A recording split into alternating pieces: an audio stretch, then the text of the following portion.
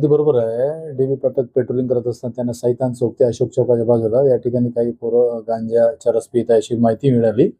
माहिती मिळाल्यावर second P I Shri Yunus Shaikh आणि सोबत डीबी पथक नाना भोगे, इम्रान मेनेवार, संतोष आणि शेंद्रे, गगन यादव या लोकांनी त्याला छापा घालून पंचायत ताब्यात घेतले. त्यांच्याकडे जवळपास 18 ग्रॅम चरस मिळाला आणि एक मोबाईल, एक होंडा सिटी असे टोटल जवळपास 5,03,250 रुपयाचा मुद्देमाल जप्त केला.